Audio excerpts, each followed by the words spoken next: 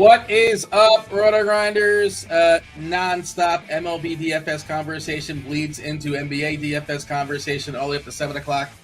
MLB locks tonight at 6:45, early start time, and it's only 7 games. Kind of a baby slate on Friday because a lot of afternoon baseball is going on right now. It's myself, Dean Shabelson, joined by one of the greatest DFS players in all of Saskatchewan, Canada. It's TJ. TJ Zwarich. Spidey is lurking as well. The Spidey bombs are on layaway. He's already got a couple loaded and ready for the people. All we got to do is hit that like button. Hit the like button every 50. Is that correct, TJ? I don't want to set the bar for you. What's the number? Every 50 we get a Spidey bomb? Every 50 likes. We already got a couple set and ready to go. We had one from this morning hit already, Riley Green. Plus, he wasn't an official Spidey bomb, but I did call Kerry Carpenter to hit a home run and called him my favorite GPP play for the FanDuel slate. So, good start to the day with the Riley Green and Kerry Carpenter home runs, and hopefully the Yankees can pick things up and start hitting some homers for me as well. I believe they're up 3-0 early on Pittsburgh, and that's going on as far as afternoon slate stuff. But this is for DFS. Those who didn't see my tweet, I'm having you can follow me on Twitter. It's on the screen, TJ_Zwarich5, ZWARYCH5. But for those who didn't see, it's outside of the home runs. It's a rough start to the day for me, because for those who tuned in to Crunch Time this morning, they remember not just but Cardi and Stevie's two favorite stacks on the slate was Boston and St. Louis. They were my two highest owned stacks in my lineup build. And I forgot to upload my CSV into DraftKings before lock. I had so much going on today. I was prepping for an Agents of Fandom stream right after Crunch Time. And so not a single lineup currently in the money, because that game is 13 or 12-6 right now, something like that. And not a single player from that game because I forgot to get my lineups in before lock, even though those are my two favorite and two highest owned stacks in my build. So rough slate. You got to make sure you get your lineups in. Well, amateur hour by me. You got redemption in like just a couple hours later. Normally you got to wait an entire day and sulk about it, but now we're gonna bounce back. We're gonna get some redemption here, TJ. I like your chances now. You're on it. You were on it early in the day, but you just weren't able to apply it. You weren't able to do the easy part, I suppose. But yeah, 7 games tonight. Not the best pitching in the world. Oh, it is a Film Friday, and we have kind of a shortened show. We have about an hour or so because, again, baseball coming in early, so Crunch Time coming in early. You got Dave Potts, Cheeseisgood, 2-time millionaire winner. And you have Notorious talking some basketball. He drew the short straw tonight. Noto is talking basketball as far as the slate there. And yeah, I did a lot of content for basketball. It is, and a lot of stuff's up in the air. What are the Pacers going to do? I don't know. I guess the Warriors in the back half of a back-to-back, they may rest their guys. Probably not. I wouldn't think so, but they are officially questionable, Butler and Curry. But Noto's got you covered for that. That, by the way, is that's just FanDuel, right? The DK dropped that game. But all right, TJ, let's drop that first clue for Film Friday. You guys know Film Friday. It's scrolling right now. K9 is the clue. I got to tell producer Steve the answer too, because if he doesn't know it, we might have a winner, and we're still going to have some guesses going at it there in the Discord channel. RotoGrinders.com/Discord live stream chat channel. Be the first person to tell me what movie I'm talking about. You get yourself a week free of RG Premium. That's not just baseball. It's football, baseball, basketball, hockey. It's MMA. It's PGA. It's everything with the exception of NASCAR. All the bells, all the whistles. You get the expert rankings. You get Lineup HQ. You get Dave's articles. You get my content. You get TJ's content. Everybody else, Noto's content. Yeah, too much stuff to mention. TJ, you're going to be playing along the home version here, I imagine, in our little side chats. Feel free to fire away as far as your guesses, but yeah, hopefully everybody's doing all right there in the chat. Everybody's hitting that like button. We're going to get those Spidey bombs. Any overarching thoughts as far as the slate tonight? I'll fire off mine first. How about that for baseball? TJ, it is not the Matrix, though. That is a good guess. There's not a lot of hitting tonight. Do you know how my mind got there? Please tell me.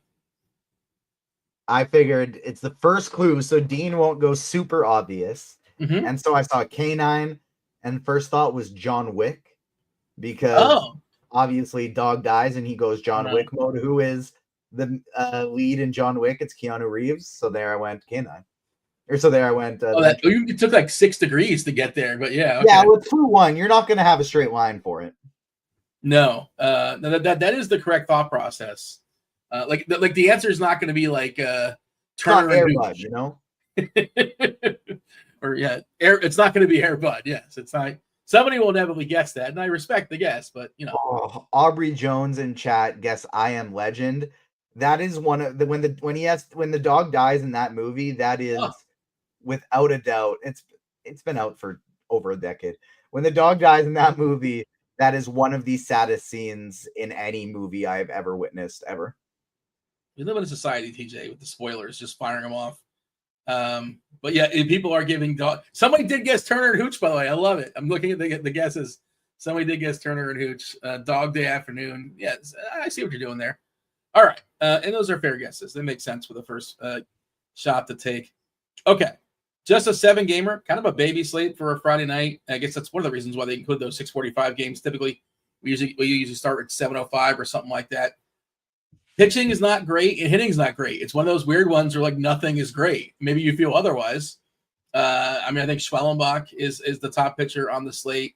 1 and 1A if we're gonna compare him with for the Dodgers, Yamamoto. Just the tiebreaker would be matchup, right? Schwellenbach taking on the Braves, and no, he plays for the Braves. He might actually be beneficial taking on the Braves the way they're hitting these days. We'll talk about them soon enough. They've been sputtering out the gates, but taking on the Marlins. And then we have Yamamoto taking on the Phillies. And then hitting-wise, there's no total above 5. The weather's bad most places, right? It's cool in Kansas City. It's in the 50s or so. A lot of places have domes now, obviously. Milwaukee with their dome and Texas with their dome. Atlanta, it's probably the best hitting weather on the slate. We'll be talking about that, but it's 60s in Philadelphia. But again, no total above 5. There's no real like gas can pitching today. Did you see it the same way? Where like nothing's great? That's my assessment. A couple things really do stand out to me in terms of bats later on in the slate, but like just really 2, maybe 3 spots that I like quite a bit. And that's more of not that they aggressively stand out. I just like them compared to the ownership. And so there are some spots that I do like quite a bit for tournaments, but I'm with you. It's a very just even spread out, everybody jumbled in one tier kind of slate. Yeah, we'll do the tiers later on. Have a tier category. I'm curious to see what your thoughts are. Steve had some thoughts, and the chat, of course, always likes to chime in. Yeah, again, it's not nothing really terribly exciting. Oh, I should bring up a Ross weather report. I did reference it a couple times, and there's nothing really of note we're monitoring when it comes to precipitation. Yellow in Kansas City, cold, breezy, damp, winds blowing in at 10 to 50 miles per hour. Green, yellow in Washington, officially yellow in KC, by the way. Green, yellow also in Philly. Possibly a few game light showers that are possible, but doubt that that's going to be enough. I'm reading what Roth has to say to halt the game. So we should be clean. If there's any issues that pop up, of course, Roth will be all over it. He's coming on in about 15 minutes or so. Give you some clarity on that, hosting crunch time. But without further ado, TJ, what are we doing as far as lineups tonight? We're making 20, your standard, anything different? We MMEing 150. What's the story? I just threw in 75 lineups tonight. Didn't do the full MME. I had a little bit of PTSD from my 150 this morning. That went so terribly, and I was really busy, so I just threw in a 75er. All right. I see Lord King Guru saying next tier should be strangest pitching mechanics. Yeah, give me some options. I'm always looking for new categories. I don't know if strange. Yeah, just there's some pitchers out there that have some wild pitching mechanics. The dude for the Marlins a couple years ago, Carter Capps, would like jump off the mound. I don't remember that guy. They eventually deemed it an illegal pitch, but it was kind of cheating. He would like jump like 5 feet in front of the mound and then throw the ball. We get there a little bit faster. I don't know. That's the first one that pops in my head, but like Dontrell Willis, Hideo Nomo. There's a lot of good ones as far as like funky pitching delivery. The guy, like the submarine guys, like their arms like scraping the grass almost. All right. Yeah, Kimbrel's a good one too, where he does the is like a bird. What is he? Yeah, what is he sticks the elbow out? Yeah. Oh, you know who one of my favorites is Johnny Cueto. Johnny Cueto, because no two pitches are ever the same. Yeah, it's just because he has to do something to distract you. The fact he lost his fastball. Okay. Is Cueto still pitching somewhere? Hopefully he is. He was always fun. All right. Pitching. Are we eating the chalk that is Schwellenbach and Yamamoto? How do we feel about those two? Are we embracing it? I am officially, because I'm a donkey and I don't like where it drops off pretty quickly. And it's not that hard. It's not that hard, TJ, to get them. And again, there's not a lot of hitters where I'm like, man, I can't believe I don't have so-and-so in this lineup. So I don't feel like I'm missing out on like amazing hitters if I just go double barrel. Your thoughts? I think I'm more likely to eat the Schwellenbach chalk than I am the Yamamoto chalk. I think Yamamoto might be the guy that I get off of just because, like, it's scary, obviously, just coming off a 10K outing, but I think I'm a little bit more scared of that Philadelphia offense, and so I'm not going to be Xing him out of my pool by any means, just because it's not like there's this big group of pitchers that I'm really itching to play today. And so I'll probably still have some Yamamoto, but I'll be lower on him than Schwellenbach just because a matchup against the Marlins, there's so much less that can go wrong than a matchup against the Phillies. So the one thing I didn't love about the Marlins, and again, I love picking the Marlins, obviously. They're getting a ballpark upgrade as well, but they did roll out a bunch of lefties: Edwards, Stowers, Mervis, Conine, Pauly. Not exactly boppers in the left. This is not exactly like Schwarber and Harper, but pretty dramatic splits for Schwellenbach as far as strikeouts. Almost 30% versus righties, stretching back to last season. That actually is last season. I can include both. Let's include this year as well in the plate IQ. It's not going to change much, obviously. But strikeouts versus lefties is a little bit less than 22%. And he's given some power as well, 177 ISO. So, I'd rather have him face some more righties. I'm poking holes, though, because the Ks are almost 27% for the Marlins as far as this lineup collectively striking out. And there's, 5 guys that have a 31% or higher K rates. So, and there's not a lot of power. Like, Jeff's kid, Griffin's has shown some power, but he misses the ball a ton. Bride in a small sample. He's got some power versus righties. Pauly as well. But, and I know the Marlins had 3 walk-offs opening weekend, and good for them. And I think they're 4-2 or 4-3. And take your screenshot. You're in second place, but I'm not buying it. Yeah, I agree with your assessment as far as Schwellenbach. I'm just trying to find flaws. But you can poke holes in pretty much everybody. What was your take on Yamamoto? Is it just you're going to be less on him? Is that correct? Yeah, just because I'm a little bit more high on the Phillies offense, and I kind of like the Phillies offense tonight at super low ownership. And so I will still play him. He will still be in my pool because I'm not overly enthused about the pitching slate in general today. But I'm not going to be overweight. The thought process was that Will Smith was not going to be catching today, right? Would make life a little easier for Luzardo. Of course, Freeman landed on the IL. I thought Yamamoto had a personal caddy type. I thought that was a thing. The backup catcher is pretty punchless, but Will Smith did crack the lineup, so I guess that's not the case. Luzardo seemed like one of the better skill pitchers, but of course, who wants to pick on the Dodgers? He was in the conversation as far as the next man up. A lot of hype in spring training about Gavin Williams changing a bunch of things. He wasn't great in his first start, but I'm still not ready to throw it away. I think he's an interesting pivot. He's in my pool. Soriano on the other side. Cleveland striking out a little bit more these days. They're still, pretty tough up top.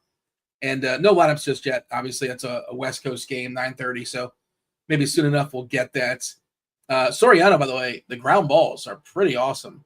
If you date back to last season, as far as the ground balls he's getting, was it 60%? At least according to Fangraphs. That is spectacular. Walks a little too high, 9.8%. Ks are okay at 20%, but this is kind of like the conversation, right? Okay, if you're not going to play those first two, where are you going to go? Who do you trust? Trust no one, but definitely a few options I'm willing to go with before we go too much further with pitcher. First Spidey Bomb is ready to go. People have hit 50 likes. All we got to do is get up to 100. We got Spidey Bomb number 2. First one, plus 600. The best you can find him. Josh Naylor is Spidey Bomb number 1. So keep smashing that like button. We got more for you. We'll drop them every single time we get 50 likes. So keep smashing. And in terms of pitcher, I like the Gavin Williams call. I want to just X out Wizardo, but he projects really well. The bat's projecting him even better than the RG projections are. He's not that highly owned. He's cheap. He's got a good pitch count. Played great in his first start. Just the Dodgers, right? And so, I don't know. I'll still probably play some Wizardo, but I'm scared of it. I do like Soriano and Gavin Williams. I think I'm going to try out some Max Meyer just because Atlanta's been absolutely horrific. And so I'll play some Max Meyer as well at only 7,400. Brandon Pfaadt, same thing. He didn't look great his first time out, but this is Washington, and he had the Cubs who have just been hitting absolutely everything. And so I'm going to be playing a lot of Brandon. I'll be playing Brandon Pfaadt as well. Maybe not quite as much as the field. And then the only other guys I'd somewhat consider, just because I'm running a lot of lineups, but still probably no. Somebody's saying that somebody thinks it's the Angels, not the Dodgers. But no, I was talking about Wizardo against the Dodgers. That's who he's playing. The Angels play Cleveland. That's Gavin Williams. But I was referring to Wizardo with a tough matchup. Nick Martinez and Tyler Alexander are guys I would maybe consider having in the pool. Oh, I didn't get to Alexander just because we don't know how deep he's going to go. 68 pitches is our current estimation. I know he's super cheap. See, that's I didn't notice that. The bat projections have him all the way up at 80. I mean, maybe it's somewhere in the middle as far as the median projection. Even then, if I can't get at least 80 and while everyone's getting their second and third starts, I'm good. Did you see the Reds? This is like it's happened like twice in over 100 years or something like that. The Reds have played 3 consecutive games that have ended 1-0. Have you noticed that? Yeah, I did see that. That's absolutely crazy. Yeah, I don't think today ends 1-0. I was going to put that as my hot take in the survey, but I didn't think that was hot enough. Probably not a hot. You know my hot take in the survey today, TJ? I don't know if you participated in baseball or not. I think you did basketball. My hot take today is that, and I don't. You tell me how hot this is. Maybe no team scores more than 6 runs. Out of 14 teams, you figure somebody scores 7 runs. I was going to say 5, but I wanted to be right. So I went 6. I still think that's hot. Like, somebody's going to score 7 runs, right? In theory. It's hot. It's incorrect, but it's hot. Okay. That's what I wanted to hear. Yeah, it's probably unlikely. But it might, we'll see. I don't like the offenses today. I don't love the pitching. It's that weird sort of sweet spot. I know sweet spot's the right way to describe it because it's not necessarily appealing of like the pitching ain't great and the hitting ain't great. And nothing is great. Other pitchers. Oh, did you mention Meyer for the Marlins? I think you did, right?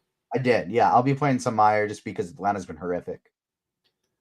Yeah, Atlanta's been bad, and Meyer, big time prospect for the Marlins. He's a guy that has some pedigree to him. So who knows? They're still kind of figuring out what he actually is. He wasn't good last year, right? Gave up a lot of power last year. As far as this season, right? I think he had a good first start, if I'm not mistaken. I think he did, right? I'm pretty sure he did all right. Meyer, say it again. Meyer, yeah, he had a good first start of the season. Yeah, okay. I had a different page up, but I'm like, yeah, I thought he had a really good start. So I can see it. I can see him becoming something, actually, to be honest. And I know Atlanta's been scuffling. I think they'll be fine. Obviously, they missed Acuna. They scuffled a lot without Acuna. They scuffled a lot whenever they didn't have Acuna last year, didn't they? They don't have. Well, I think they were disappointing all season long last year. I feel like maybe they overachieved 2 years ago. I don't know, but I know I tried to play him a lot unsuccessfully. Brian De La Cruz revenge game. I just realized that for Atlanta, very vengeful. But like the back half, it does fall off much quicker with De La Cruz in the 6th spot. I do think Baldwin could be something at some point. I'm perfectly fine rostering him. We'll talk about Atlanta soon enough. The rookie catcher, he's got a big pedigree to him. Allen and Kelnick. Kelnick, another guy, big pedigree, just never quite got there. Seattle gave up on him, and this might be one of his last chances here in Atlanta to get regular at bats. Otherwise, he might have to figure it out someplace else. or go to the minor leagues. Okay. Anything else you want to say as far as pitchers that's worth pointing out? You mentioned the Luzardo thing, and like he's talented. I think as far as talent, I think he might be the third most talented pitcher on the slate potentially. So, yeah, it's the Dodgers, but they have games where they don't do anything. That happens, and they're missing Freeman. I know left on left, but he certainly would make their lineup better.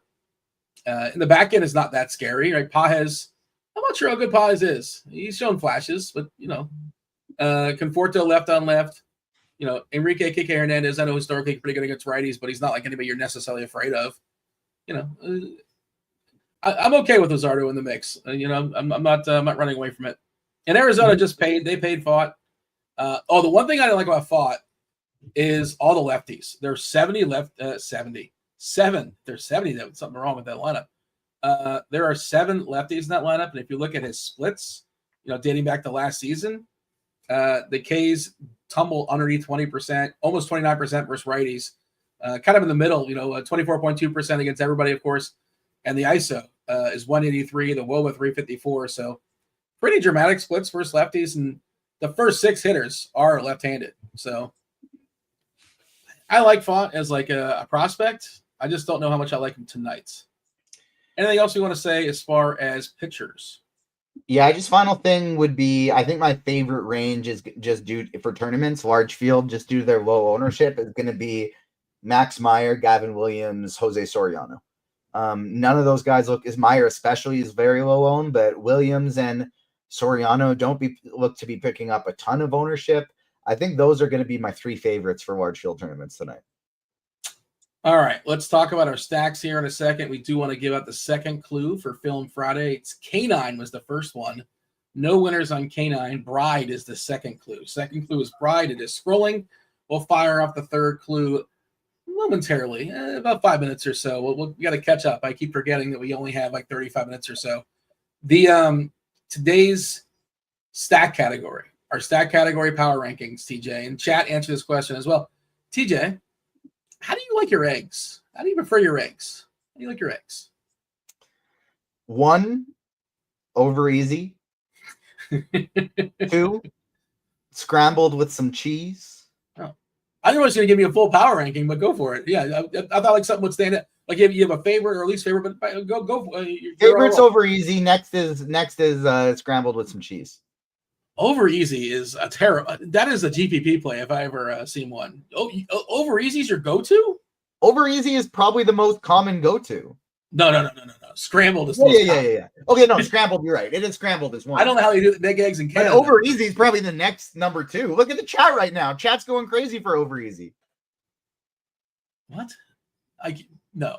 Now they're just scrambled is the chalk. Well, you know what? They're probably not thinking of what's in number 1. They're probably not thinking of that. And once I say number 1, like, oh, you know what? You're right. That is the best way. We'll show it in a second. Where are you gonna put number 1? Benedict? No, but number 1 is in an omelet. An omelet. What's better than an omelet? You got eggs and like the best things you can throw in there. You like some ham? Throw some ham in there. You want Canadian ham? Canadian ham. Whatever you prefer. How is that any different than any other kind of eggs? Because you could still have it's still just the egg in the omelet. You can still have all the other stuff. The other eggs. If you don't get the stuff with it though, you can add stuff to any kind of eggs you have. No. When you have sunny side up eggs, you get sunny side up eggs. When you have an omelet, now you have eggs and you got cheese. No, I'm gonna have sunny side up eggs with bacon and sausage and all the fixins that I want. That's not implied. It is implied with the omelet. It's not implied. It's not implied with the omelet. It's standard omelet. It's just egg and cheese. No. Well, standard omelet comes with like 2 options. You can build it. You can build your own option. Yeah. And what breakfast meal have you ever gone to and got ordered some eggs and just get a side? No, it always comes with toast. It always comes with hash brown. It always comes. You're implying the side. This is all one entity. The omelet is an entity inside the omelet. If you hold it up, you can't hold the sunny side up eggs, and there's no sausage in that holding. There's no cheese in that holding. I mean, yeah, there is, because I cut them all up and mix them together. Well, now you're doing some steps. All right, let's go ahead and let's reveal the board. Omelet, of course, number 1. I mean, come on, not even a conversation. We got omelet up top, scrambled. What? Hard boiled? Yeah, it's great. You don't like a hard-boiled egg? It's fine. Who likes a solid yolk? It's fine. It's fine. It's in the No one middle. It's likes a fine. It's in the solid middle. I'm not saying it's spectacular, but it's in the middle. The scramble is spectacular, but it's not beating an omelet. Sunny side up is not good, and over easy is not good. And I fried egg. What are we doing? Why are we frying eggs? And then deviled. Somebody said deviled. Mayonnaise deal breaker. I'm out. That's gross. So that's why deviled eggs are at the bottom. There's other versions. What's the difference? Tell me this. Sunny side up and over easy. What's the difference? Is that the same?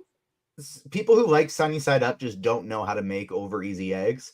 So sunny side up means like when you're cooking it, you do not flip it. It cooks on the bottom and then you go until you feel it's cooked enough and you take it off.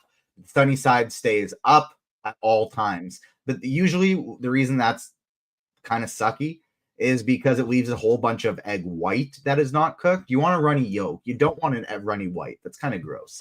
And runny so over easy, it just gives you one quick flip. And so over easy still has a soft yolk, but all of the white will be cooked. And so you start it off like a sunny side egg. You put a little salt, you put a little pepper, you give it a flip. And basically as soon as you flip, you're ready to take it off because it doesn't take long to just cook that white part, but you do not want to give yourself a hard yolk because then you end up with over medium or over hard, which are nowhere near just as good. I have some, I'm regretful to say somebody already got my film Friday. I made this one too easy. I knew this would be the one somebody would get it. And I said it's not a 2 clue, but I goofed up and that's why we kept it. We'll play out the string. The third clue is Barry. Shout out to Jay Swift13. I know producer Steve's going to hook you up with some RG Premium for a week free.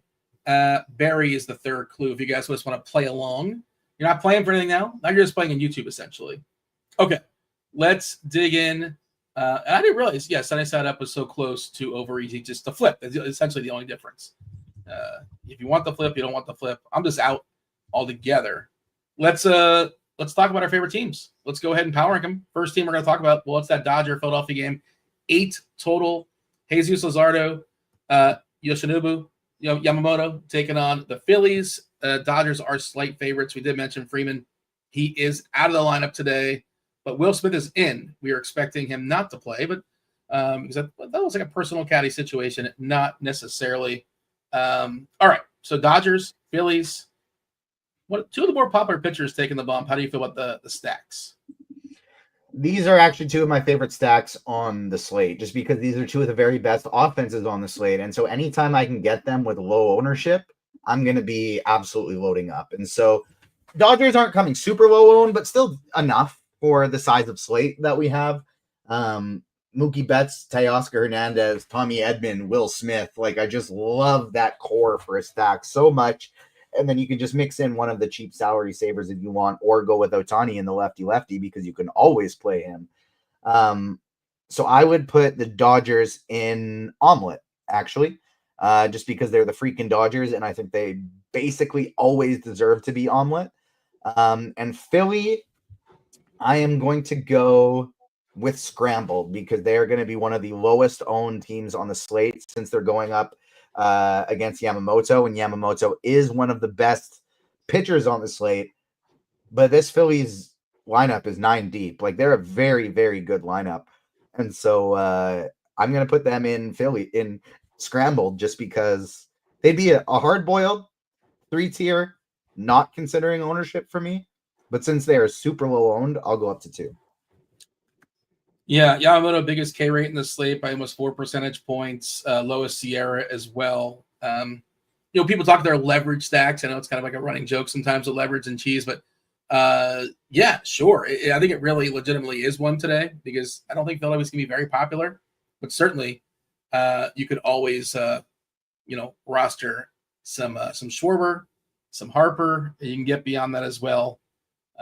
What do we like to add in our omelets? I guess cheese, right? Cheese omelet, ham. I mentioned ham a couple times. Mushrooms. You can put mushrooms in an omelet, right? I think so. No, you're making a face. Is that not something you can do? I don't like mushrooms. You can for sure. I just don't like mushrooms. On that, like a perfect omelet for me, it would be eggs, bacon, sausage, like breakfast sausage cut up, cheese, maybe a couple different kind of cheeses, and green onions. That's the only vegetable I need in an omelet. You're talking about a Western omelet in the chat, and I think that means like spicy. And that to me is a, No, Western omelet's like ham or bacon, like and peppers. Though. I think it's like green peppers. A green pepper and an onion. Green peppers, 86 the green pepper for me. I can't. I am a wimp, yes. Okay, let's talk about the D-backs. D-backs taking on Washington, 8.5 total. The aforementioned Brandon Pfaadt taking on Jake Irvin. I believe this is the biggest total on the board for Arizona. Currently, their team total, we can refresh this, 4.66 runs. I think that is the highest. Yeah, that is the biggest team total on the board. Of course, you're locked in for 9 in Washington. Washington, going into the season, projected to be one of the worst bullpens in baseball so far. That has played true. Super small sample size, obviously. Jake Irvin also, arguably, one of the worst pitchers throwing baseballs today. Is that fair to say? I think it is fair to say. Yeah, Arizona and the Nats. Arizona is my top stack on the slate. They're going up in the omelet tier for me. There's a reason. The first Spidey Bomb, Josh Taylor, came from them. They will be my top stack as long as I remember to actually input my lineups before lock today, since that is the first locking game on the slate. So that's the danger to having your favorite offense be the first offense of the slate. But Arizona is number 1 for me. Ketel Marte, Corbin Carroll, Josh Naylor, Suarez, Gurriel. I love the whole group. Pavin Smith is probably one of the top salary-saving options on the slate today. So Arizona is going to be number 1 for me. And then I think I'll go Washington 3 for the reasons you previously outlined about Brandon Pfaadt and his not struggles against lefties, but his averageness against lefties. Guys like James Woods, CJ Abrams, those are my 2 favorites. Don't mind mixing in some Nathaniel Lowe and Josh Bell for cheap. So I would put these guys at 3, but I like them more as a mini stack than a full stack. Oh, great. So people are throwing out their favorite ways to build omelets in chat. Mr. Irrelevant says spinach and feta. I do not like feta cheese. So that's a deal breaker for me. Captain America Bleed says you miss out if you don't add fried potatoes to your omelet. For real. Yeah, I don't need the potatoes in my omelet. I'm the type of guy that I like to mix up my breakfast food anyway. So I love a skillet that has, fried potatoes, some kind of hash brown, some kind of fry. Put my eggs of any kind in there, whether scrambled over easy or what, and then put my meat and cheese in there and just mix it all up and have it all in one bite. Does fried potato mean home fries? Is that what you're picturing? Because give me I don't care. An omelet. Give me all breakfast potatoes are good. I'll make them up any which way, and I'm happy. A little cubed hash browns, some shreded ones, some dollar fries. I don't care what they are. Spot, the hash brown. Give me a hash brown over home fry. Can't go wrong with the potato. All right. Anything else of note before we move on? We're moving on, right? We're talking about Washington is in the 3 spot with hard-boiled eggs. Arizona hanging out with the omelets. Next up is the Marlins. Marlins in Atlanta. Atlanta has been scuffling. Maybe the Marlins are the antidote. Maybe. We'll see. We should see. Atlanta is a 4.63 team total. Yeah, just short of the same as Arizona. Arizona locked in for 9 no matter what. If they win, they can win 5-1 against the Marlins and lose out on their last inning, which could be crucial. Schwellenbach, most popular pitcher, taking a bump tonight, taking on the Marlins. Where do we have Miami and Atlanta? I think I'll actually put both of these teams in sunny side up, which is a bit of a surprise because there's almost a full 2-run implied total different between these 2 teams. But with Schwellenbach being, 45, 50% owned in large field stuff, 70% owned probably in some higher dollar single entry stuff, I think it is moderately viable to probably more as a mini stack, but moderately viable to go with them if you're playing a lot of lineups. Atlanta has just looked absolutely terrible so far, and they're going to be super chalky.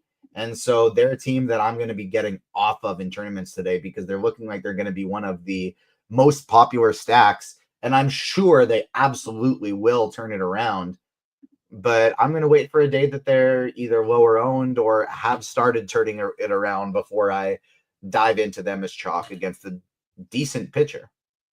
Are you a believer in the hot cold? This team is hot, this team is cold. I can't play. I got to see it first. Then once you see it, it's already too late. But is that something you believe in?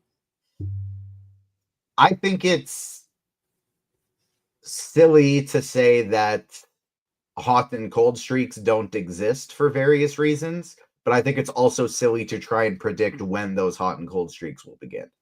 Like, they're absolutely real, but there's absolutely also no way that they're quantifiable for us.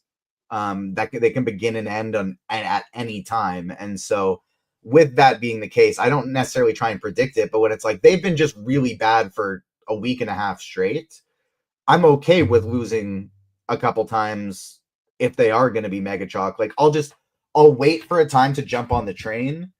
It's baseball. We know it'll turn around eventually, right? I'm just going to pick my moments on a time that they're not the highest owned team on the slate. Yeah, no, you kind of laid it out the way I would lay it out as well. You can't, at the end of the season, you can look at the data from 162 games. You can say, okay, here's where they were hot. Here's where they were cold. Here's where they were hot. But in the middle of it, you have no way of knowing it's going to stop right now or it's going to start right now. So what do we do? And it could be a multitude of a billion reasons, right? Could be an injury we don't know about. Could be trying out a new bat for the first time. Could be somebody. Do they have new bats now? I haven't heard anything.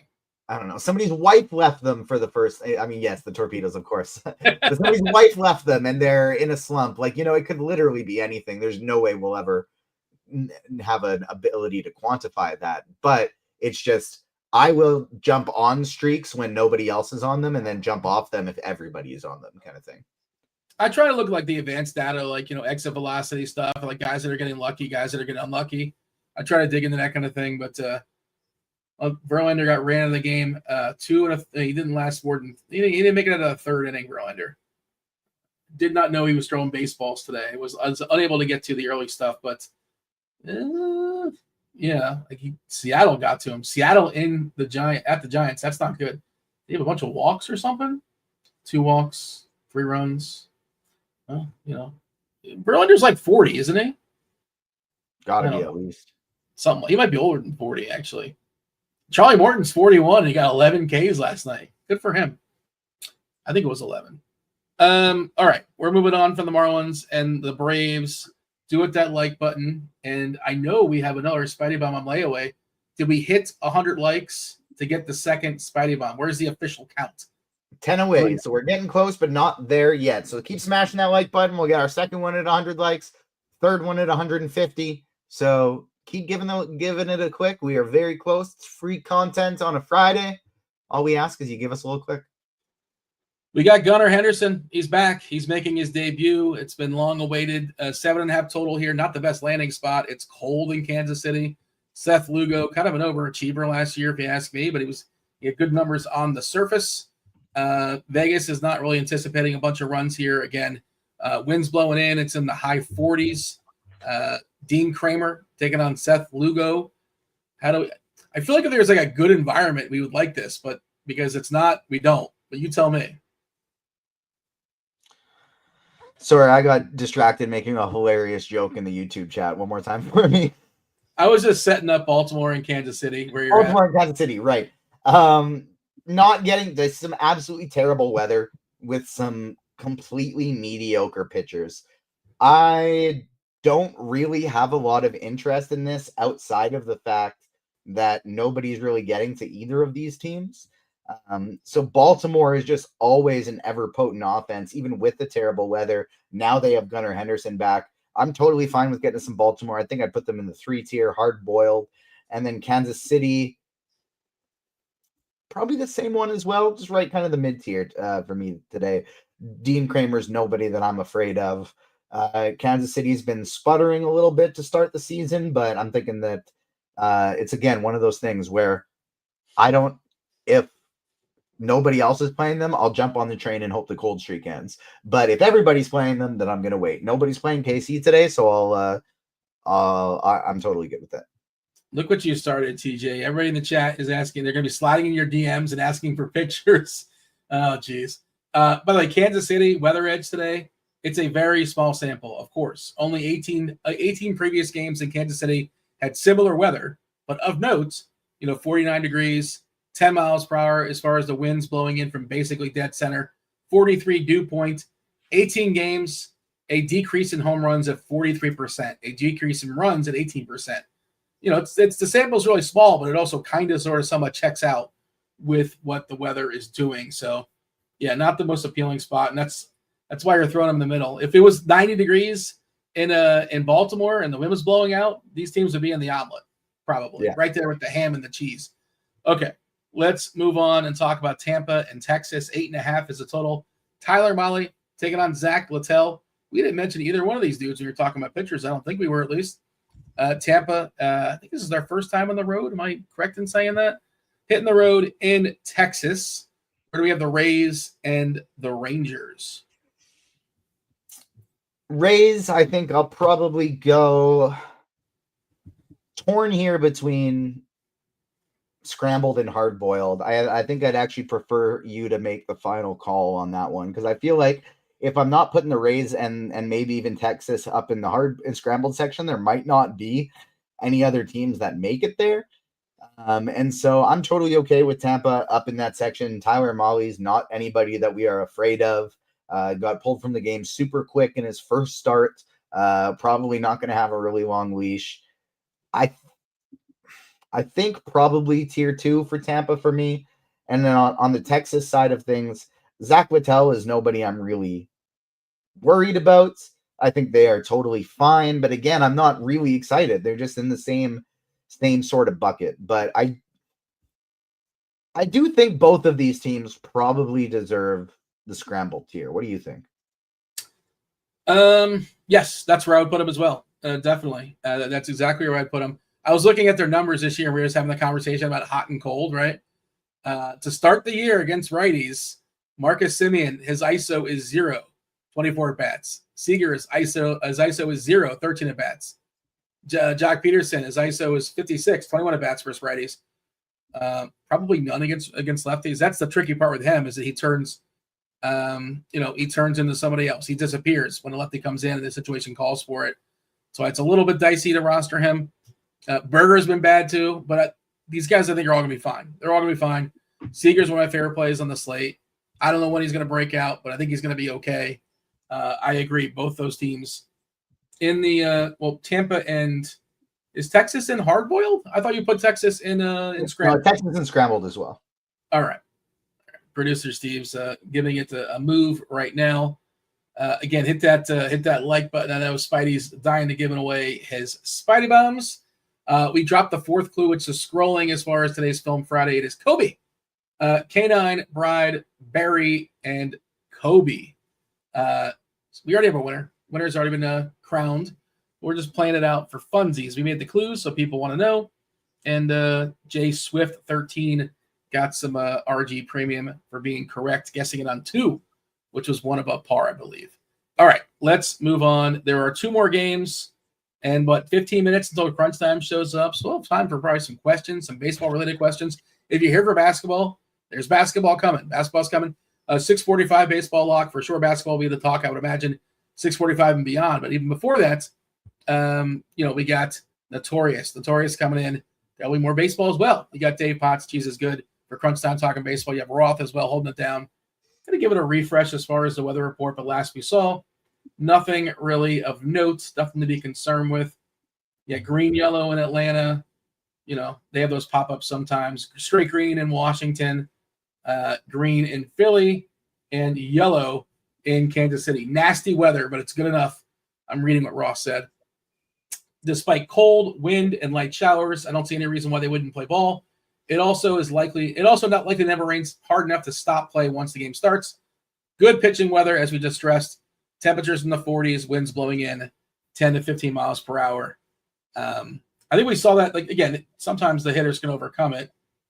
Was it Minnesota? There was some game where an offense put up an 11 spot and a terrible hitting spot. That just happens sometimes.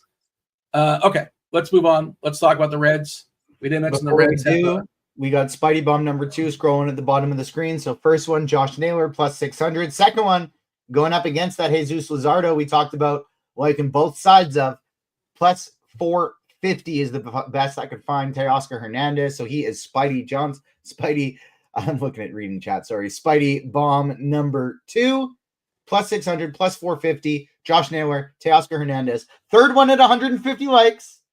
If you're watching on the computer, all you got to do is take your mouse, give it a little slide over, give it a click, do the little finger slide if you're on your laptop. If you are on your phone or even an iPad, it's tougher. I apologize. It's 2 steps. It's not one. You go in, you'll find us right at the top. There we are. There's our little tier list that we're making. There's two TJs, 2 Deans on the screen at the same time. But wait, where's the like button? That's the problem. You got to give a little click. Oh, wrong side. A little click to the X. And then there you can find the like button right there. Easy peasy. Give it a smash for us. And we got the 3rd Spidey Bomb coming at 150 likes. Cincinnati and Milwaukee, you ask? TJ, I got some devastating. I hope this doesn't throw you off for the rest of the show. Devastating news. You're sitting down, hopefully. You're a Raptors fan. Grady Dick, his knee is so bad, they're going to shut him down for the entire season. That's it. No more Dick.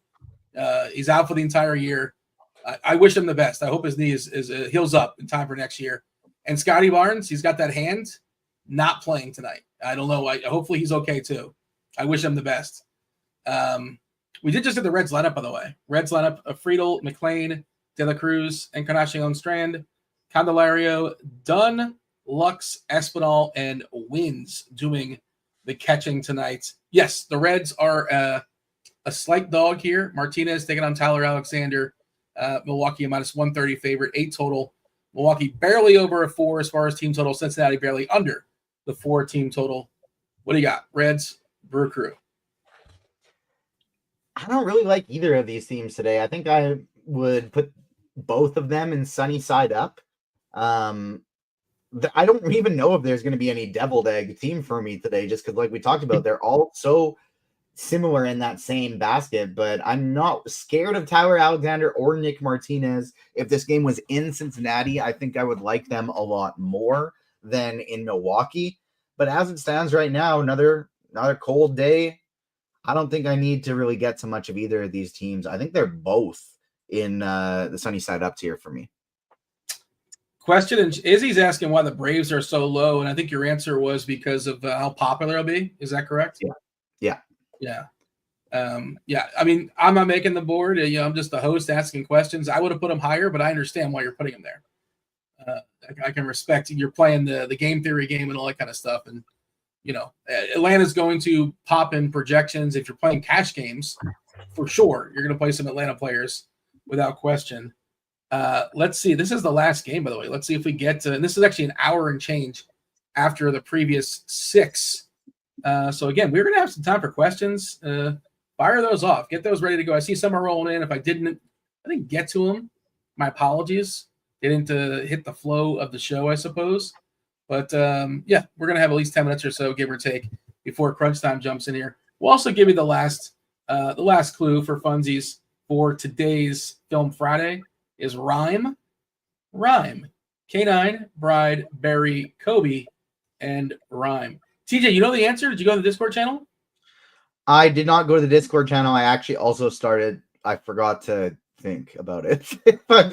No, you're multitasking. You're doing stuff. I understand. But I'm just checking in. I was curious if you saw the answer, if you just gave up or not. But now you have all 5 clues. Maybe you can work with it. But we're going to prioritize analysis first, obviously. Cleveland taking on the Angels, 8 total. Jose Soriano, Gavin Williams, Soriano and all his ground balls. Gavin Williams, lots of promise in the spring training. He was one of the most, if you're like in those season-long streets, he's one of those guys that kind of worked his way up as far as drafts a fair bit because of the positive news out of spring. He didn't look good his first outing for what it's worth, but, I'm not ready to throw all that in the bucket. Maybe he bounces back. Not really afraid of the Angels, obviously. We have a split when it comes to the total. Essentially, it's even. It's a coin toss. Angels, Guardians. What do you got? 2 more teams in the sunny side up tier for me that I think they are absolutely in play if you want to play lots of lineups today. They're probably my 2 least favorite stacks on the slate. I don't think I'm going to get to much of them, but the reason there's no team in the deviled eggs category is because I don't think there's a single lineup that you necessarily want to be Xing out of your pool completely today. In the 75 lineups I'm going to play, I think I will include all of these teams in there in some capacity. I will have far more Dodgers and Diamondbacks, specifically the Diamondbacks, than any other team on the slate. But I think every single one of these teams is going to get the inclusion in my pool. All right. So we're throwing them both in the sunny side up tier. Deviled eggs is just all by themselves. So there's no teams, nothing. I shouldn't say I've never seen that, but I get it. I understand why you're building this way. Let's just go ahead and just give a refresh. The people are not aware, they're not looking at the screen. Here is our board, the 14 teams that are playing baseball today. There are 2 teams in the top tier when it comes to stacks. In the omelet tier, it is the Dodgers and the D-backs. Hanging out with scrambled eggs, it's the Phillies, Tampa, Texas. Right in the middle, hard-boiled eggs, Washington, Baltimore, Kansas City. Sunny side up, rounding it out with the Marlins. It's the deepest. We have 6 teams here. Marlins, Braves, Milwaukee, Cincinnati, Cleveland, the Angels, and nobody in deviled eggs. How close will we, TJ, to a third Spidey bomb? I know we have to get another batch of likes. Are we close to it? Are we closing in or not just yet? I'm trying to figure it out, but right now my laptop mouse is moving around my desktop screen, and I don't know how to fix it. Give us a full demonstration, and like you're on top of how likes work, and you can't even get this right. Here's my laptop, and as I go like this, it is okay. There we go. It's back. It's on the proper cursor now. It was. Don't let them see your other tabs, DJ. They'll zoom in. Just so you know. I don't know if you're. My tabs are fine. You guys can look at all the tabs you want on my computer. Nothing there is speculation in the chat. You know, what was on there was what we were watching last night on some YouTube was some karaoke. Have you ever watched karaoke? Karaoke? It's Kelly Clarkson doing karaoke, doing covers of other people's songs, and she is just incredible. Yeah, it's not my wheelhouse as far as music, but like she's spectacular what she does. Like, yeah, sure. It's so wild that the very first American Idol, the very first one they ever did, first season, they might have just found like the best singer in the world. Yeah, and she's got a personality as well, right? She's got a certain charm to her. So she's like a television host now, right? And I don't watch the show, but she's polished enough to do that. So good for her. I think isn't Jennifer Hudson also doing a TV show? Do we have two TV shows? No, okay. It's like they have 2 TV hosts. They have 2 more TV hosts came out of American Idol as actual like singers came out of The Voice. Is there one singer that broke out from The Voice? I don't follow that show, but is there one person like because they can point to like Carrie Underwood? It's been a while, right? Clay Aiken. I don't know if has anybody been popular from American Idol the last 10 years? I'm not the guy to ask, but let me know, chat. Not many. They're all like have we just found all the best singers and we're out? We're tapped out? They're gone. There's gotta be more. Well, I think it kind of faded when like they don't actually get much out of it. Like the record deal stuff they're offered afterwards are just like terrible deals. It was like they win, they get that immediate exposure, but that's like they're not actually getting a whole lot else from these record contracts, and so it's not that big of like a you win and then it's like, well, and then what? You still kind of got to do it all yourself. I was just reading Andrew's comment in chat. I'm not a big Clay Aiken fan, to be clear, but it's fine. William Hung wasn't really my cup of tea, or the Soul Patrol guy. What was his name? With the salt and pepper? Taylor, maybe? I don't know. I don't know. I do remember William Hung, though. I may or may not have the William Hung CD somewhere. Yeah, She Bangs was his that wasn't an original, the She Bangs. That was somebody else's song for Ricky Martin. And he's very upset. All right, so there are some questions in chat. I have to scroll up. Wait. John Daly says, how does Dean like his eggs? That was the entire board. I made the board. So, yeah, it was I prefer them in an omelet form, or if not omelet, but scrambled. And, hard-boiled is fine too. But otherwise, I'm out. The rest of it's nonsense. Oh, the movie. People are guessing the movie. Our guy Butto is saying All Dogs Go to Heaven. That has to be the movie. No, it is not All Dogs Go to Heaven. Canine was a bit of a curveball, because did you know that foxes are officially canine? So you aware of this or no? Makes sense. But I never really, when you think of canine though, you don't think of foxes, you think of dogs. I think not to tell you how you think, but that's probably how you think. I'm guessing you hear canine, you think dog. Yeah, dogs, wolves, like lions and tigers, they're felines. Yeah, but the first thing, dog. Yeah, but they're fox, dog, same thing. Anyways, so this movie has Vivica A. Fox in it. The second clue is bride, and I realized that clue was too on the nose. Like the main character is literally named the bride, or Beatrix Kiddo. They eventually reveal it. She was buried at one point in the movie, so Barry was the third clue. Kobe, of course, was Black Mamba, the snake.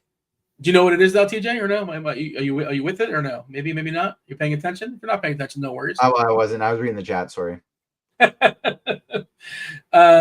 Kobe was the Black Mamba snake, and the fifth clue. And that was, of course, the nickname. They all had their nicknames. And the fifth clue was Rhyme. The movie Rhymes. It's Kill Bill. Remember Kill Bill? Spectacular filmmaking by one Quentin Tarantino.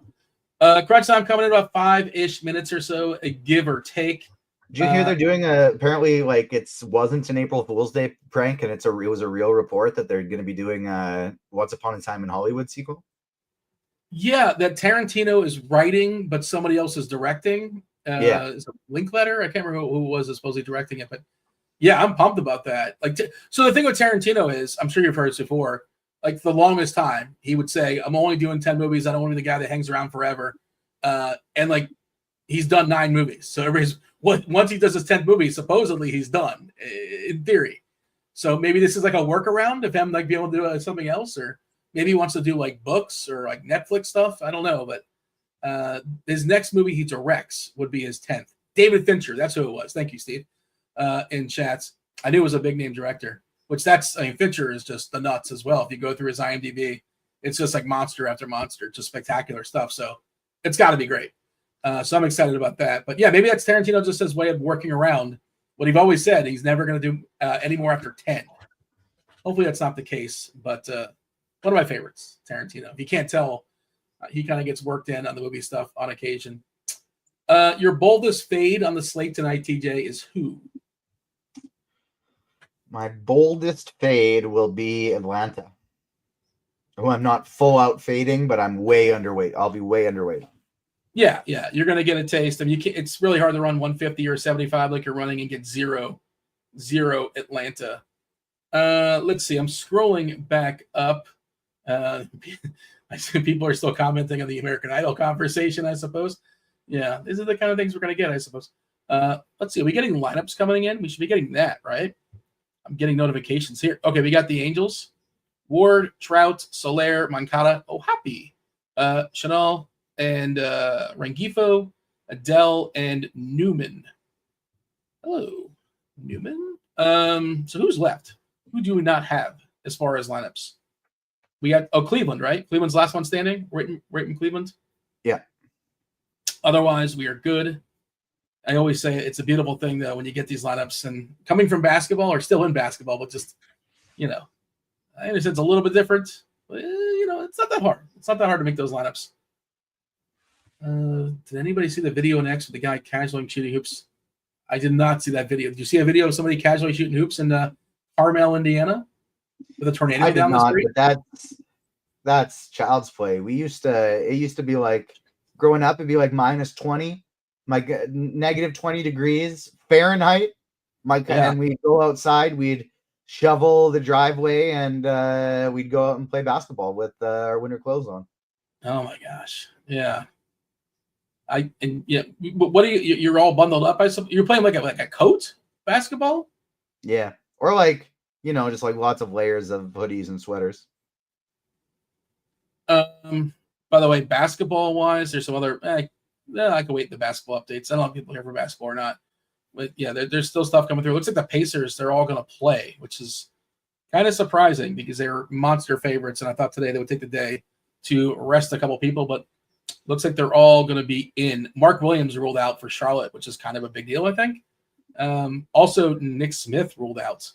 But don't fear, Taj Gibson's available. Taj Gibson is in, so he can play 15 minutes or so, give or take. We got 150 likes, TJ. You know what that means. Spidey Bomb. Spidey Bomb number 3, his first game off of the IL.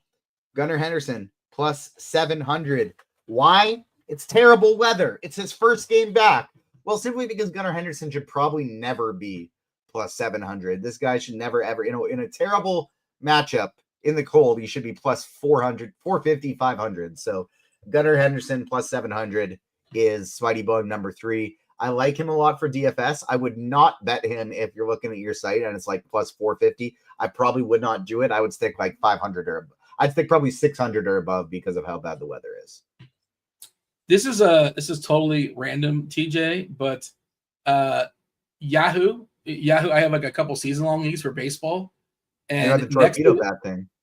Yes, that's okay. They actually have notes next to the players, like the players that are using torpedo bats. They have like a little picture next to them. That's how big the torpedo thing has gotten. That's kind of wild. Yeah, Lindor is using one. Who knew? Volpe, I'm aware that Volpe is using one. But yeah, some teams think it's exclusively for the Yankees. That's not necessarily the case. And of course, now that it's spreading and it's getting big torpedo is making a ton of money and good for them. B-Shot, thank you. B-Shot in chat said, Dean, don't you scramble your eggs first to make the omelet? It's more of a dish than a method of prep. No, that's incorrect. B-Shot does not know how to make an omelet. I never made a perfect omelet, but I made some like okay ones. No, you don't scramble it first. You don't whisk your eggs before you put it in the omelet? No, you spin it around. You whisk it up, but like when you put it in the pan, you have it all stick together. Yeah, but the act of scrambling is when you're whisking. That's the act of scrambling. No. They're called scrambled egg. No, the end product is scrambled eggs. The beginning is not scrambled eggs. Yeah, you're scrambling the eggs when you're whisking them together. No. But it's all one egg. It's all one egg. It's not, scrambled eggs is not all one egg. There's pieces. Well.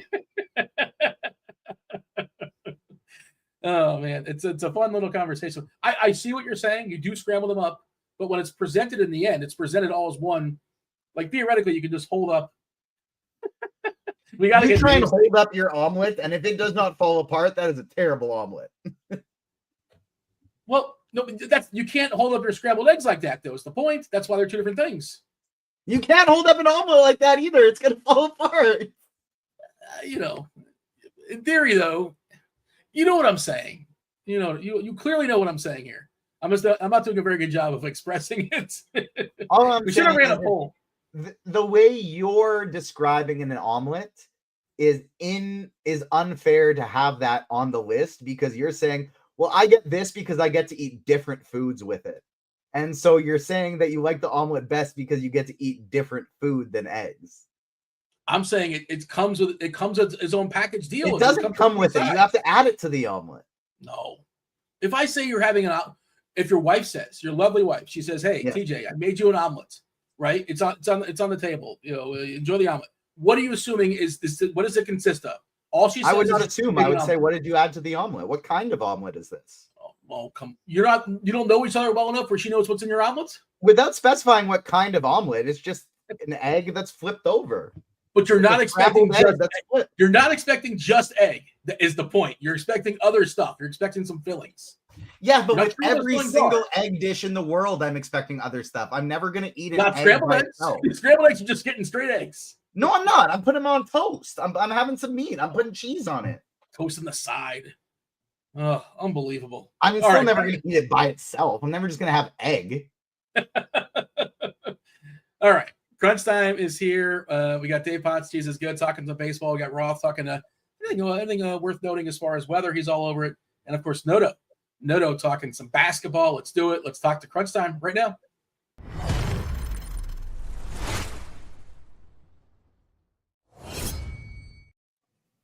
David, you want to chime in? I saw you talking in our private chat or Roth. Anybody have any thoughts as far as our very deep omelet conversation? I feel like you guys covered both sides pretty well. Like it's just a pick a side at this point, and I don't even want to argue. You guys both seem like experts on your ridiculous sides of the argument. So I kind of missed the core of the argument. I'll be happy to be a tiebreaker. I heard it's about omelets versus scrambled eggs. What was the actual question? Dean made a tier list of how is the best way to cook eggs. Mm-hmm. And so I'm saying he had omelets up top, number one.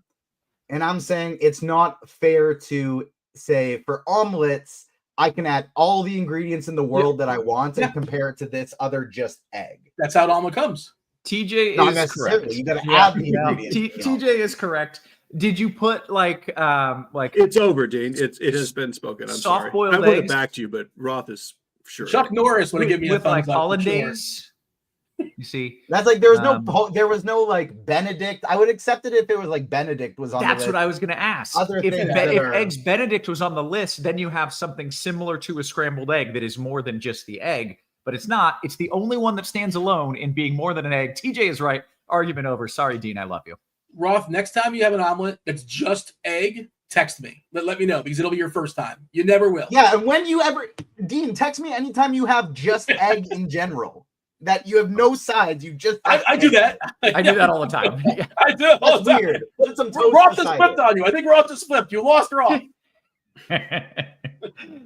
Good talk, guys. Thank you. All right, TJ, we've spent enough time. It is an early baseball slate, 6:45, and some basketball to talk to. So we got to step aside. We got to get out of here. Enjoy yourself. Have a good weekend. That was TJ. I was Dean. Right now, it's crunch time. Let's do it. Roth, take it away. Good stuff. Welcome to it, ladies and gentlemen. Peter Porker says Roth equals egg expert. I eat 4 eggs a day and have for 25 years. So I am pretty damn close to an egg expert, if such Roth a thing is to eggs as I am to ice cream, apparently. Yeah. I didn't know that. They are delicious. They're affordable. They're nutritious. I'm just yeah. Why would I not eat these every single day my entire life? No, Has you your just like egg. Has your egg budget tripled in the last? Yeah, years? they used to be affordable. I could take that part back. You just need to get some chickens, and then you're set. I know. I've thought about it, but I like to eat chicken so much. I would just. You can put some out at the bar next to Boomer if you want. Yeah. Okay. I'm in. We'll make it a whole family affair. Welcome to it, ladies and gentlemen. This is Crunch Time. We, you know what we're doing here. We're talking some baseball. I think we're talking some basketball as well. I believe cross sport affair here. Noto, are you just talking hoops, or are you down to talk baseball as well? Yeah, I'm here for moral support for the baseball crew, but yeah, I'll be in the background listening and taking notes. And yeah, like the chat saying, I made Giannis mad last night, so apologies for that. Had like a career game last night, 20 assists, 17 rebounds. Yeah, maybe play some Giannis last night. Yeah. Let me know who you're planning on pissing off tonight so I can go all in on that dude. We got Dave Potts, Cheeseisgood in the house as well. Cheese, how are you? I'm great. You know, I was just thinking like the cool kids. I actually don't know what the cool kids say, but people like to say it's been a minute since such and such has happened. To imply it's been a long time. It's been, by that measure, it's been a few hours since I've done a show with Noto. It's been a while. It's great to see you. This is you too, wonderful. Man. Yeah. So yeah, baseball locks earlier than basketball. So we'll do baseball, and then I'll get out of your way for basketball time, or maybe I'll hang out. We'll see what happens. Okay. I do kind of love how we're getting more and more of the OGs on Crunch Time, and we're getting like these OG crossovers. It's pretty cool to see. So I'm glad that you guys get to do a show together, even though the interaction will be minimal as it's baseball, basketball. We'll see how it goes. Let's talk about this slate, Cheese, because there are some kind of weather concerns, but not really. The biggest concern is going to be the game in Kansas City, just because it's gross. It's cold, temperature in the 40s. It's windy. There's light rain showers, but it's not unplayable, and it never rains hard enough to stop the game. So I fully expect they're just going to go out there and play. And with temperatures in the 40s and winds blowing in at 10 miles per hour, I most certainly like that game for pitching. That's kind of my one standout weather spot. How's that sound, Cheese? Yeah, it sounds great. Because like that's the game I kind of wanted to just avoid anyway. Mm-hmm. Like it's pretty like decent real life pitchers against good offenses, but you have to kind of pay for the good offenses. So other than a couple stacks, like I prefer to kind of leave that game alone anyway. But it's not enough to make me like the pitchers because they're not great compared to the offenses. So I'm more or less pretending that game doesn't exist. Interesting. Okay. Well, if you do want to pretend it exists, I lean pitcher side just based on the weather. But if the stacks are viable because they're good hitting teams, then go ahead. Throw it in the mix. I do expect the game will play. Let's dive into the pitching aspect here. Cheese. Not a whole lot of games, not a whole lot of options, but we got enough. You got something for us. Yeah, it's a weird slate. Like essentially you just have Spencer Schwellenbach or Schwellenberger, if you prefer. I do. And he's just clearly the best guy because he's facing Miami like by a lot. And then you've got a steep drop off to Yamamoto, who if they have the same matchup, Yamamoto is probably the better DFS pitcher, but they don't have the same matchup. So play Schwellenbach. He's going to be very chalky. I will be over the field on that chalk. If I have money sitting around on DK, I will play Yamamoto as well. Like, he can strike out plenty of guys, even in a tougher matchup, even if he gives up some runs. I don't really care. After that, I'm playing Brandon Pfaadt as my SB2. But it's really a mix and match of just kind of okay pitchers. I've got some Gavin Williams in there. I've got some Nick Martinez in there. I've got some Jose Soriano in there.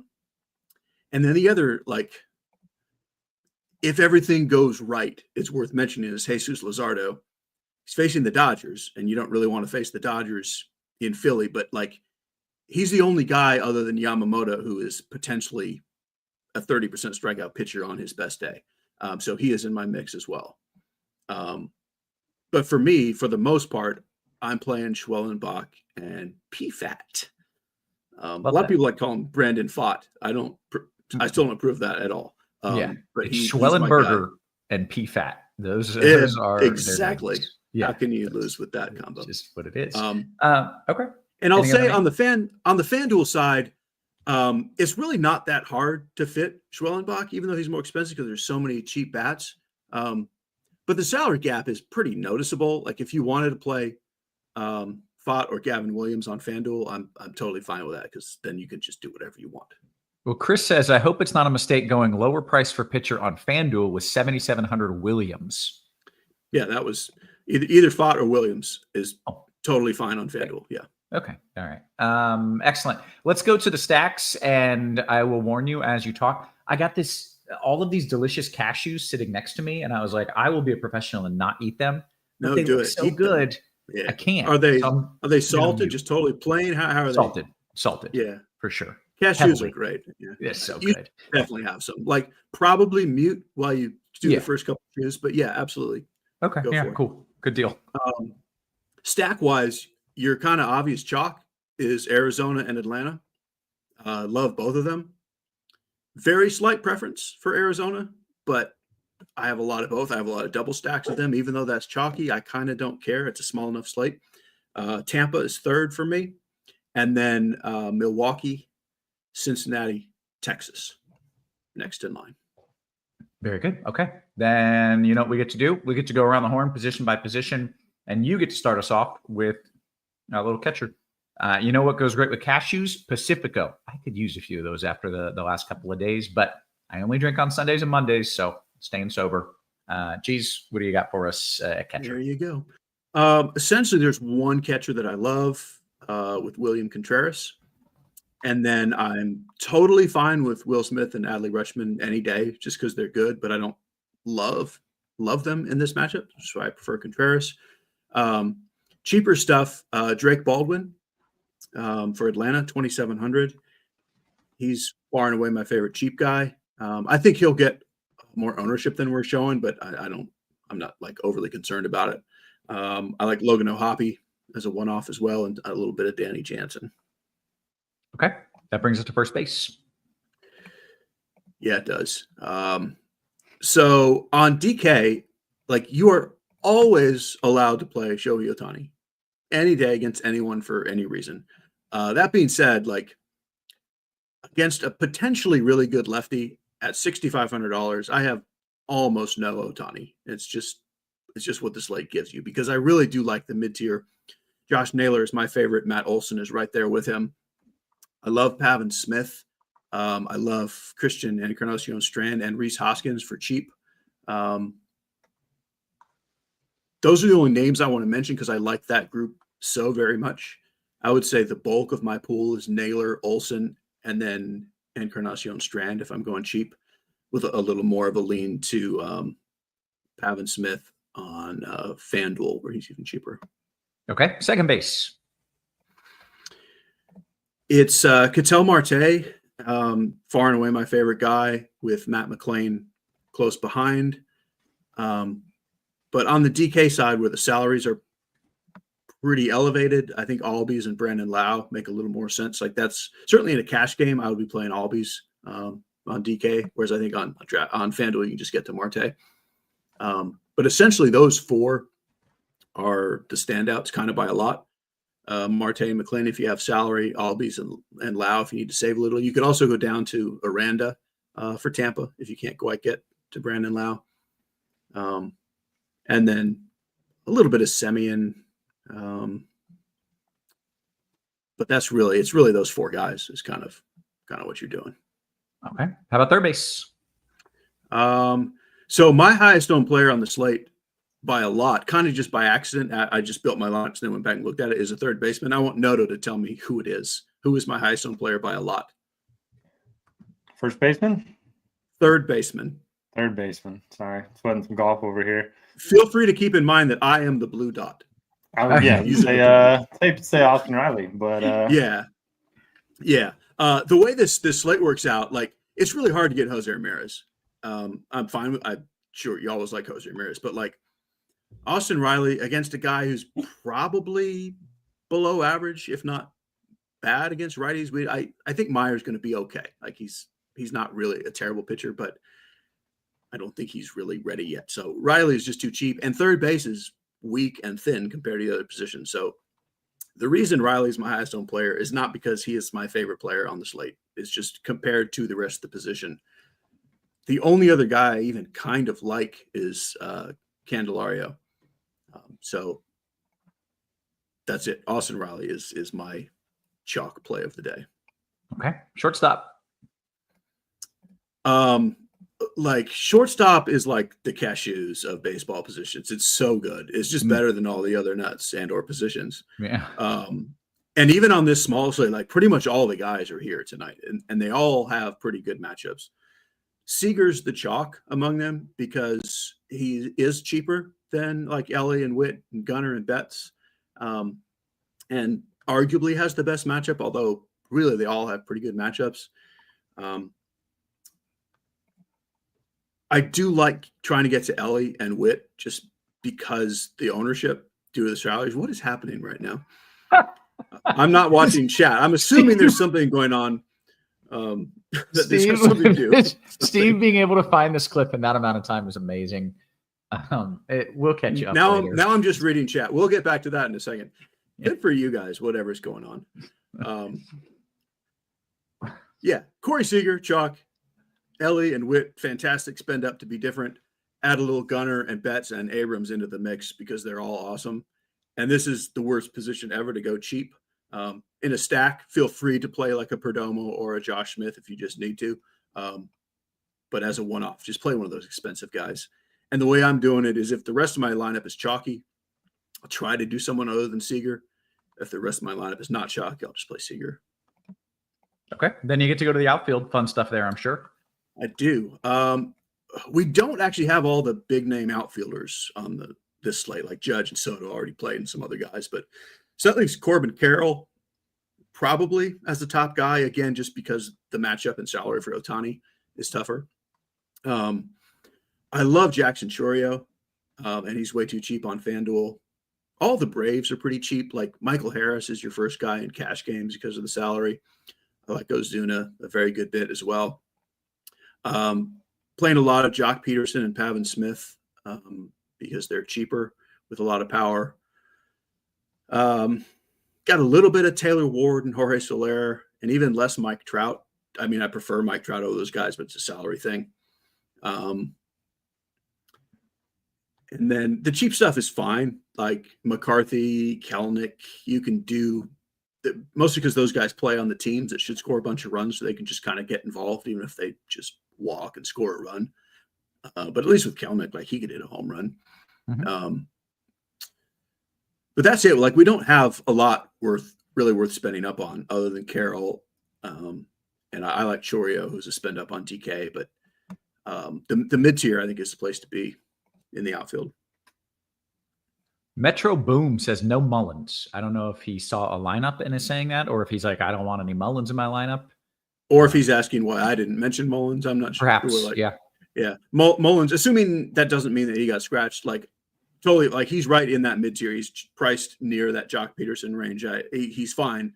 But that's that weather game you were talking about, where if this game were if it was 80 degrees with wind blowing out in this exact same matchup, we'd probably be playing a lot of bats in this game. But it's like they don't quite stand out anyway. And so that's a reason to just kind of push them below these other games we're talking about. Yeah, that makes sense. Cheese, I'm going to put you on the spot for a home run call. Noto, I'm going to do the same for you. I know that you may or may not know who's playing, but you're going to have to pick. Yes, I'm afraid of pickles, and I tell my waiters and waitresses I'm allergic to them because I'm terrified one will end up on my plate, and I will scream. And that is true. Sad, but it's true. Now you know more about me than you ever wanted to know. Cheese, how about a home run call? Oh, sure. On the high end, we'll go with Seager. In the mid-tier, we'll go with William Contreras. And cheaper, we'll go with Christian Encarnacion Strand. Okay. That was 3. Noto, you do not have to give me 3. Just 1 will suffice. Feel free, though, dude. Roll. Yeah, you can go for it. Oh, you can take Austin Riley if you want, blue dot or whatever. There you go. Yeah, I was just going to sort by the blue dots here. But no, I'm going to go Marcell Ozuna against Meyer. Lock it in. There you go. We got some home run picks. We got some baseball. If you've got any baseball questions, now would be the time to get them in. And in fact, we do have a few of those. So let's answer some of these questions before lock, and then we'll get around and talk some hoops. But let's start with this, Cheese. Edwards at short as a one-off against Schwellenberger. No. Okay. Tess says, I feel bad. Poor Noto just sitting there and being quiet. Noto's the chillest dude. He can. Don't worry. I'm watching my golf, prepping for NBA, and having a great time over here. Yeah, he's all right. What about Suarez at third, Cheese? Is that my boy Eugenio, or is it a different? Yeah, he's one of the very reasonable pivots off of Riley Chalk. I'm quite happy with Suarez. Yep, I've heard he can hit a home run. I think there's 4 or 5 on the season, maybe already 5. He has a lot, yeah. A lot. That's what he does. Let's see. FanDuel single entry Cheese Schwellenberger with Arizona and Atlanta stack, or Gavin Williams with Arizona and Dodger stack. I mean, the Arizona Atlanta stack with Schwellenberger, saying that name, is the chalk. Like, that's the answer to most likely to score the most points. So it depends kind of what you're playing that in and how different you're trying to be. Like, I would call that good chalk. But if you want to just kind of slightly more likely to win the whole thing, if you get a little bit lucky, is the Dodgers side. Yeah. All right. Cheese, how do you feel about Soriano from Philly? He's not from Philly. The guy's chat name is Philly. I understand. I feel totally fine about Soriano. Like, he's essentially everyone after Schwellenbach, everyone being like another 6 or 7 pitchers, is tied for second place. And Soriano is one of those guys who is tied for second place. Okay. Cheese, which Diamondbacks would you leave off of a stack? So they're all so good, like, and or cheap. I kind of think that's one of those where you can figure out what you want other than the Arizona stack, and then just take the rest. Like, I wouldn't say, oh, I don't want this guy, because I kind of want all of them, and just see what else you want to put in and do it that way, if that makes sense. If you need me to say who you leave off, I would play Naylor, Carroll, and Pavin Smith first, those 3, and then see what you can do. If you can fit Marte, he's next. And then I honestly don't care after that. It's based on positional needs.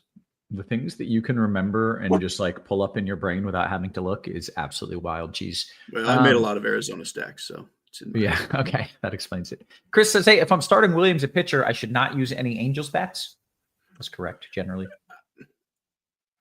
A lot of people would say that. I don't subscribe to that at all. You could use one of Trout, Soler, or Ward. I wouldn't, like, you don't want to stack against them. Yeah. And like, you shouldn't go out of your way to play against them. And I don't think you'd get to Trout. But like, if you ended up with a Ward, Soler, or a Hoppy, I wouldn't yell at you at all. Okay. Our guy Black says your top pitcher in a FanDuel GPP not named Schwellenberger. It was the other guy. There was one other guy. He gave me 2. PFAT. PFAT. There you go. Thank you.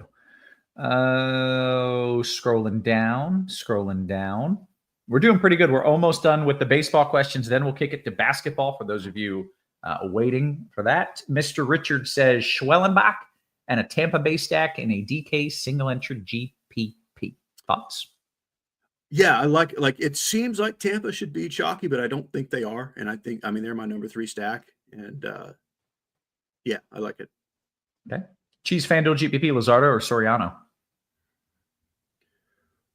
They were tied for second, right? Yeah, I mean, Luzardo has more upside and more risk. Like it really depends on your risk tolerance. I think I'd just shoot for the moon with Luzardo and know there's a good chance you're just out of it in 20 minutes. Yeah. Okay. I'm going to finish up with the questions that are already typed in. That's maybe 2 or 3 more. And then we'll kick it over to some NBA talk. DK single entry Cheese from Crazy Coop in the Discord. Cheese, you playing the Reds in any of your single entry stuff today? Yes. They're my number 4 team on the board. And it's very close with them in Tampa. If you called Cincinnati third, I wouldn't really argue with you. Yes, the answer is yes. I like the Reds a lot. Okay. Blink 182 says, Cheese, I'm already using PFAT in a large field DKGPP. Who is your next favorite pitcher under 7,800? Under 78. Honestly, it's Nick Martinez. I say honestly because I don't really like him, but 78 is that point. So Gavin Williams is 79 and Soriano's 81. So that's that 78. That's that number where you could do Seth Lugo, but I don't really like him any better than just saving another 500 with Martinez. Yeah. All right. De La Cruz or Abrams in a FanDuel GPP or both? I mean, give me Ellie, but I certainly do like Abrams as well. Okay. We're almost done. We got a few more questions in the YouTube. By the way, if you're watching this on YouTube, hit us with the thumbs up, and then we'll kick it to hoops after that. OS has asked multiple times, pitcher for $1,650 on FanDuel, and I just don't understand it. I don't understand the question.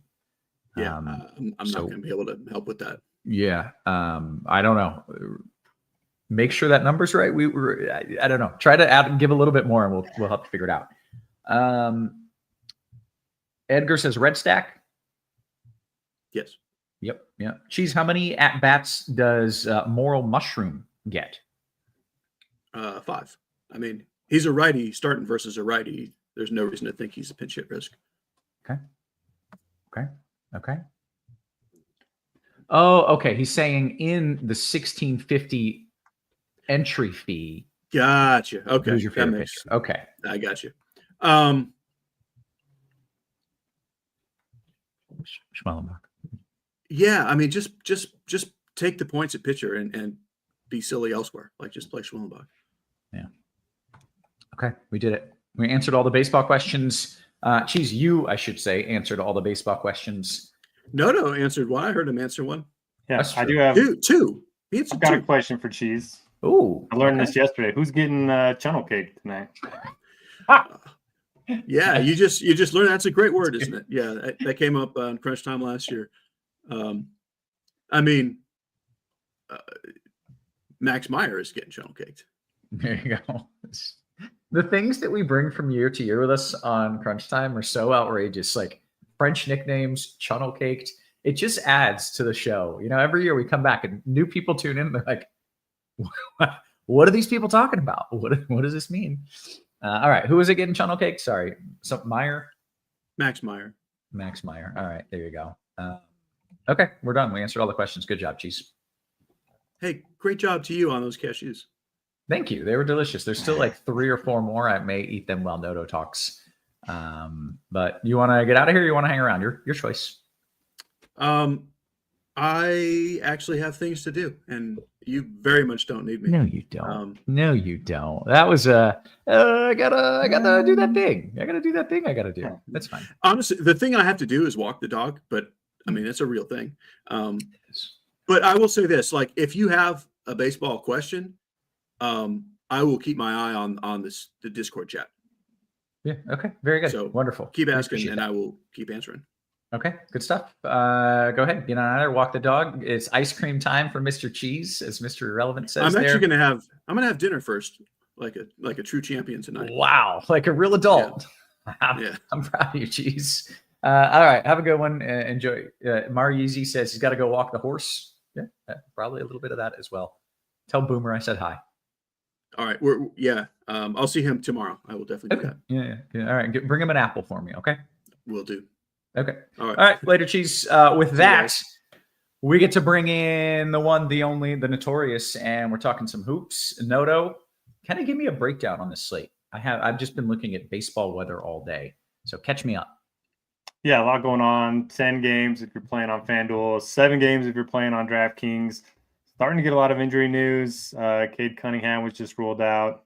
Scotty Barnes was ruled out a little while ago. So in terms of injuries, we're still waiting on. Jaylen Brown's questionable for the Celtics. Pretty big news there. Jason Tatum will become a lot more interesting. And then Portland. I mean, we stacked them last night. It worked. And tonight, now Avdi is questionable. Kamara is questionable. Duop Reith and Simons are all questionable. They have the best matchup on the board, at least one of them, against Chicago. So we're going to have to keep an eye on that. You definitely want to leave some spots open to take advantage of that injury news. And then the late games, Jamal Murray's questionable. The Warriors playing in a back-to-back, so Jimmy Butler, Stephen Curry are both questionable. And then Anthony Davis in the late-night hammer is also questionable. So lots to watch. A lot of what we say right now probably won't have a ton of value here in a couple hours, which is how every NBA slate is these days. Yeah, that is how it goes. Well, we'll build with what we've got, and we'll kind of keep in mind, maybe saving a little space and backloading here and for some breaking news. But let's dive right into it. We like to start on FanDuel, Noto, and you get to be the guy to lead us at point. Yeah, so here I'm just looking at the Portland situation, just kind of depending on who's going to be active. If Simons plays, he sat out the last couple games, but if he's active, going to be probably my favorite play at the position. 6,300, really good price point there. You got to think Kamara might be hurt or might be out. He hurt his ankle last night. Avdia, late add to the injury report. It's never great. So Kamara was just ruled out. Grant's out. Reese out. We will see about the rest. So, yeah, if Simons is active, he's probably going to be my favorite. And then you got the late guys on FanDuel. So, Alvarado, Pelicans basically have just playing with scrubs right now. He's been pretty solid the last couple of weeks in his starts. If you want to pay up for Luka, I don't hate it at 11-7. The Cavs guys are certainly interesting. Good matchup for them against San Antonio. You have Garland. You have Donovan Mitchell. And then, as always, I like Josh Giddey. That game's probably my favorite game environment because I'm going to be playing a bunch of Portland guys. Makes sense to bring it back with somebody. And Giddey's just, man, he's been awesome. He's had 60-plus in 3 of his last 8. It's been quiet the last couple games, but I think he gets it going again tonight against Portland. It's crazy to see him at 9.5 and be like, no, that's good. That's legitimate. Like he has upside to reach that, right? Yeah, same with Avdia, same with a couple guys that are just really crushing late in the season. Yeah. All right. How about shooting guard, Noto? I should have mentioned Dennis Schroeder too. Cade Cunningham's out, so Schroeder's going to get another start. Pretty good matchup against Toronto there. So I do like him on FanDuel as well. Then shooting guard, you got Schroeder, you got Simons. I'm probably not going to be playing a ton of Halliburton. My Jazz are just so bad that I worry he's only going to play 25 to 28 minutes. I don't know. I mean, the Jazz can lose out and have the worst record in the league, so it's not like they're going to try to win at this point. You have Giddey there. I'm interested in Spencer Dinwiddie and large field stuff. He's been really good recently. Anthony Davis could be out. Don't necessarily love the matchup against the Clippers. He's a guy that's been playing well. And then Shaedon Sharpe, regardless of who ends up getting ruled out the rest of the way for Portland, whether it's Simons or Avdia. Shaedon Sharpe coming off of a career game last night. I think he had 37 actual points, 58 fantasy points. Great matchup against Chicago there. That should just about do it for me. Maybe you can go to Jacoby Walter again. He's been playing well. Barnes is out. And they have a decent matchup against Detroit. Okay, how about small forward? So we got to monitor Jimmy Butler back-to-back for them. You can maybe plug in Kawhi Leonard and then decide between those two in the late games once we get that injury news. Kawhi's been really good recently. Over the last few weeks, he's just been 40-plus almost every single night. they are fighting for playoff positioning, so that's always a plus at this point. Terry Eason's going to get the start for Dylan Brooks. He's always been a good per minute guy.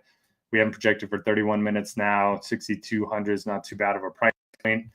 If you are saving DeAndre Hunter, he's been playing really well. They have one of the better matchups on the board. He's not a guy that's going to get a ton of minutes because Cleveland's pretty healthy, but I think he could run into 25 minutes off the bench against San Antonio. I'll take my chances there. And then again, we just got to wait on Avdia. I have him tagged right now, but now that he's questionable, it makes me a little bit nervous. So, yeah, if he ends up being out, just plug in Shaden Sharp and go from there. Yeah. All right. How about power forward?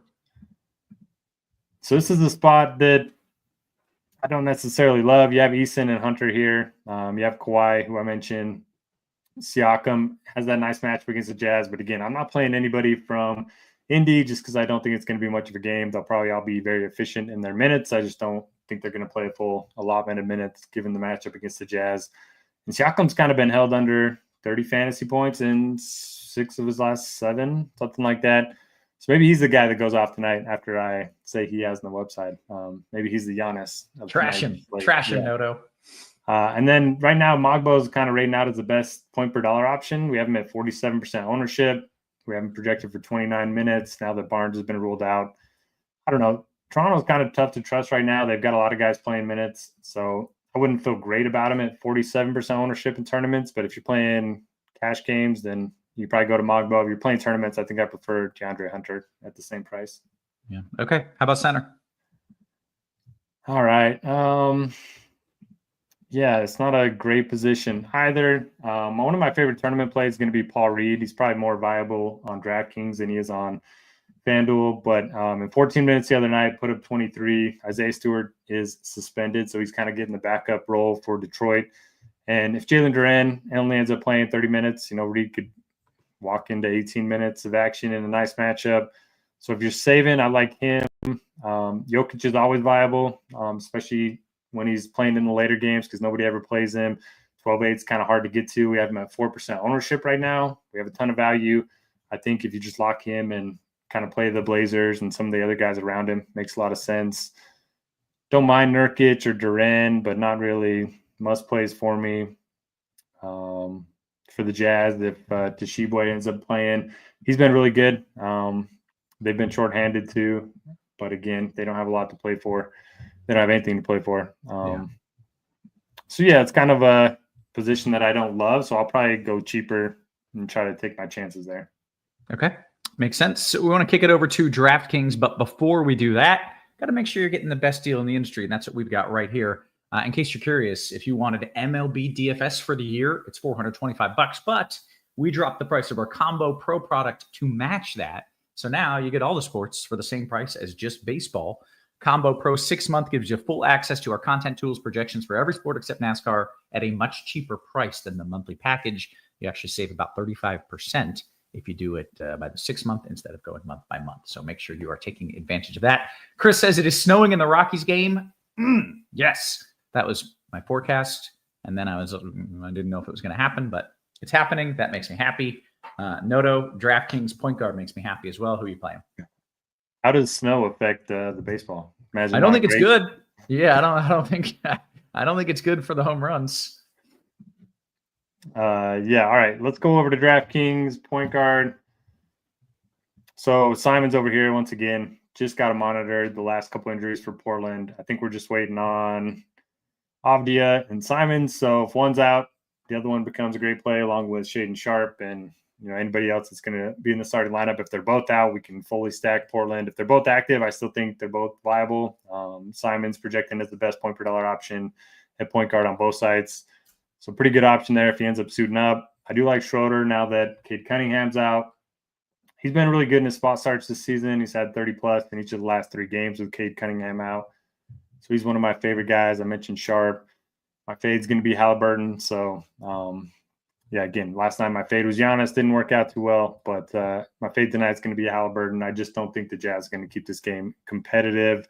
Yeah. I do like Giddey. If you're stacking up the Blazers, bring it back with Giddey. Hope that game shoots out. Hope it stays close. And I think he could have a really big game. And then again, the Cavs, They're not projecting for a bunch of ownership, but they do have one of the better matchups on the board. They have one of the highest team totals on the board. So Donovan Mitchell, Darius Garland, two guys that I really like to get to in tournaments. If you're saving, I mean, Chris Paul, not that he has anything to play for at this point, but he's had a couple decent games, including 41 the other night. San Antonio is still short-handed. Sohan's out. So I think at 4,300 easily is a decent value play. Okay, good stuff. How about shooting guard? Again, you have Simon, Schroeder, Sharp, all three guys that I love tonight. Tim Hardaway projects well, and he's finally been playing a little bit better. He's one of those guys that used to play 30 minutes and get you 20 or 15 to 20 fantasy points, but with Cunningham out the last 3 games, he's put up 41, 31, 34. Pretty good matchup against Toronto. So if you want to get there at 47, I don't mind it. Jacoby Walters projecting well again. Beasley's in that same spot with Cade Cunningham out. I think he's interesting at 6-1. And then if you are playing some of the San Antonio guys and want to play a Spurs player that's not Chris Paul, Stephon Castle, a guy that can put up 50, he's done it 3 in his last 7 games. Nobody's going to play him because it's against Cleveland, but 7.4K I think is an interesting price point on DraftKings. Yeah. All right. How about small forward? So we got Avdia there. Again, I haven't tagged right now, but only if he ends up playing. So definitely make a backup plan just in case he ends up being a late scratch. You have Tim Hardaway, Jacoby Walter, who I mentioned, Malik Beasley in that mid-range. Harrison Barnes, similar to Chris Paul. He hasn't done much lately, but then the other night they both got 31 minutes. They both ended up playing really well. Again, Sohan's out. So if the Spurs are trying to be competitive in this one, I could see Harrison Barnes getting, 30 minutes of action. You have the cheap Jazz guys. Sensabaugh, probably see around 30 minutes against the Pacers. He's been pretty good in his spot starts too, which I don't mind. Then DeAndre Hunter, one of my favorite tournament plays on the board. He's been pretty consistent, but I think in a matchup against the Spurs, he can finally have a ceiling game. If you want to get a little bit different, now that Cunningham's out, Oscar Thompson, he's put up a couple big games recently, 38 and 46 in 2 of his last 3. So I think he could be interesting. And Terry Easton's getting a lot more ownership on FanDuel than on DraftKings. So if you want to look at his way, a lower ownership, then play him over on DraftKings. Okay, nice. And then we get to go to power forward. Oh, man, I don't like the one-on-one. It's a lot of talking. It's a lot. I know. I don't help at all, too. Yeah. You're just on an island. Sorry. Don't even get to keep up with the chat, but yeah, it's not fun. Okay, so Mogbo at 3,900. I think a lot of people are going to play him. Again, I think he's probably better chalk on DraftKings than he is on FanDuel, but I could definitely see past him having a bad game against Detroit. But Avdia is there. If he ends up playing, I'm going to play him a lot. Mamuk, man, I can't remember how to say it now. We had one of our chat guys write it out for us. Mamu Kulishvili? Oh, great. Big Mamu. He's been playing more minutes. He's had 33 and 37 fantasy points the last 2 games. Again, Sohan's out. So if he could run into 24 minutes again, he could have a really big game. We know Cleveland's front court's one of the biggest in the NBA. So I do think the Spurs are going to have to play a little bit bigger tonight. And, 3,700 for him. Sign me up for that. Even in a bad matchup, you'll probably see garbage time anyway if they do get blown out. So you have that. I like Oscar Thompson, who I mentioned. I like Terry Eason. And then, I'm fading the Pacers. We'll see how that ends up going. Okay. That brings us to one spot that remains. It's the center position. You didn't really love anything on FanDuel there. I'm assuming it's the same on DK. DK is a little bit better because Paul Reed is cheaper and you can play him. And then Big Mamu at 3,700. I'm just going to play one of those 2 and then spend up everywhere else. I don't know. Nurkic rates out pretty well. Don't mind playing him, but man, he's had less than 20 in 5 of his last 6. So a guy that he's going to be popular, you can definitely get away from him. For me, I'm going to just spend down on either Mamu or Reed, depending on my lineup construction. Okay. Well, let's see if we've got any questions, Noto. Who's your favorite spend up? Favorite spend? So it's Avdia if he's active. God, that's just so bizarre to say your favorite spend up is Danny Avdia, but I mean, the dude is on fire. Yeah. Against the Bulls. I mean, just pull up his game log, 61, 53, 64, 69. So dude's on fire. And then I like Giddy too, if in that same game. So I'm probably going to build a little game stack there, get some cheap guys at center, and then see what else I have left. Okay. Let's see if we've got any basketball questions. We will answer them, and if we don't, we're going to bounce on out of here. We're not going to hang around in silence. We got things to do. But Test says, Noda, you want Nurk or Oscar Utah on DK? I think I'd probably rather have. Yes, Nurk's going to project better, but give me Tshiebwe. Okay. Let's see what else we've got here. Your favorite plays from the 7 o'clock games on a FanDuel GPP. So the games that are going to start in 10 minutes. Is there anything that you feel like you need to lock in, or can we just punt and wait? So again, I'm fading the Pacers. Don't have anybody on the Kings really. Charlotte, not really either. So if I'm playing anybody, it's probably somebody from the Jazz, maybe Tshiebwe, maybe Sensabaugh, but I'm probably not getting exposure to either of those games. Yeah. Okay. That may have done it. That may have done it with all the QQs. I'll give the folks another second or so. Your top 3 players under 4K on FanDuel. That's kind of a fun one. So we're dumpster diving on FanDuel. 4K or less. 3 dudes. 4K or less. That's pretty cheap. Yep. I'm trying to see if there's anybody that even projects well. Okogie projects pretty well. Wasn't a guy that I really had on my radar. Man, there's nobody else down here. So you would say you would not like to play a lineup with 3 dudes under 4K? No, and there's just not that many spend ups that I love either. Like, you're sacrificing good projection for more salary, and there's just not that much to do with the salary. So for me, it's more of a mid-range night on FanDuel. Yeah. Okay. That's it. That's it. We got all the questions. I think we can bounce on out of here. So let's do it. For Noto, for Cheese, for our wonderful production crew, always working hard behind the scenes. Guys, we appreciate you. We love you. And we will catch you tomorrow. You have been crushed.